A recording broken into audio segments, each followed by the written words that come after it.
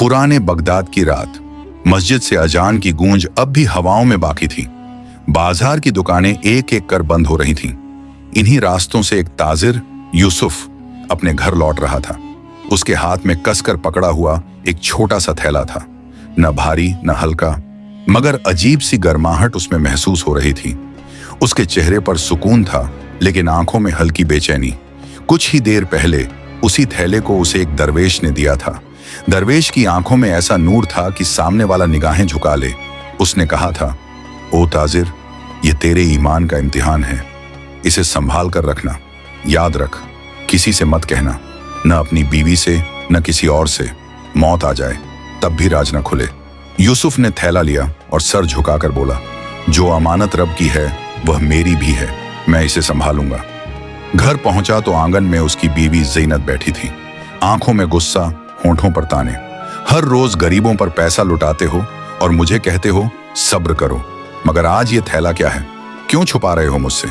यूसुफ ने मुस्कुराकर जवाब दिया, यह अमानत है, बस इतना जान लो कि इसका राज पूछना तुम्हारे हक में नहीं। ज़ीनत के दिल में शक की चिंगारी भड़क उठी। रात गहरी हो चुकी थी, घर सो गया था, मगर ज़ीनत की आंखों में नींद नहीं थी। उसकी नजरें बार बार अलमारी की तरफ उठती। वह धीरे धीरे उठी, अलमारी खोली और वह थैला अपने हाथों में लिया। गिरहें इतनी मजबूत थीं कि खुली नहीं, लेकिन उसके दिल की बेचैनी और बढ़ गई। आखिर इसमें क्या है?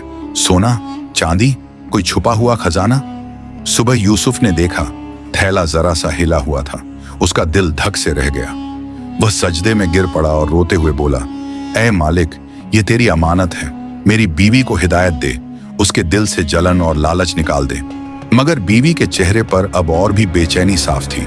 घर में उनका नौकर भी था, 20 साल का लड़का। उसकी मां महीनों से बीमार बिस्तर पर थी। एक दिन गलती से उसने भी अलमारी खुली देख ली और थैले पर नजर पड़ी। उसने चुपचाप अलमारी बंद कर दी। उसके दिल में कोई लालच नहीं आया। ये जरूर मालिक की अमानत होगी, मेरा हक नहीं है। यूसुफ ने उसे देख लिया। दिल में सोचा, एक नौकर भी अमानत की इज्जत जानता है। शाम को ज़ीनत ने गुस्से में कहा, अगर आज तुमने नहीं बताया कि उस थैले में क्या है, तो मैं मोहल्ले के सामने तुम्हारा राज खोल दूंगी। यूसुफ का चेहरा पीला पड़ गया।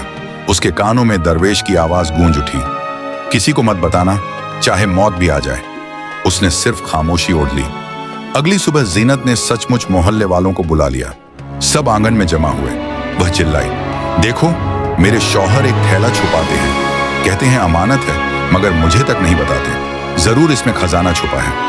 लोग हैरान, निगाहें यूसुफ पर। उसने बस आसमान की तरफ देखा और कहा, मेरे मालिक, ये तेरी परीक्षा है, मुझे सलामत निकाल।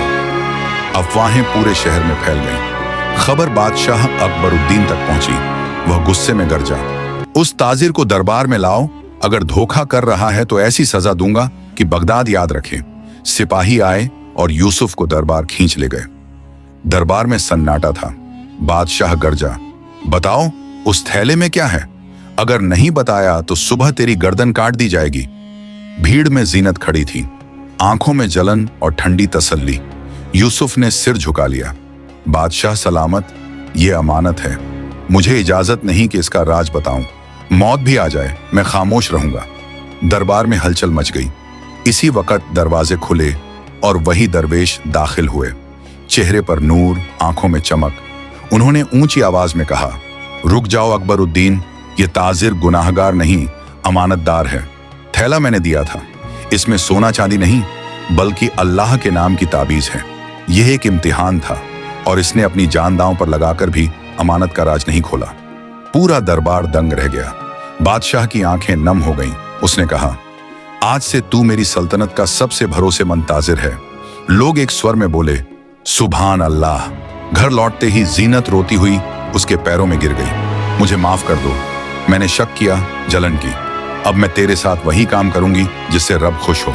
यूसुफ ने उसे उठाया और नरमी से कहा, गलती इंसान से होती है, असल काम यही है कि इंसान तौबा करे। उस रात ताजिर ने सजदे में सिर रखा और कहा, या रब, तूने मेरी अमानत बचा ली, अब मेरे घर को भी अपनी रहमत में रख।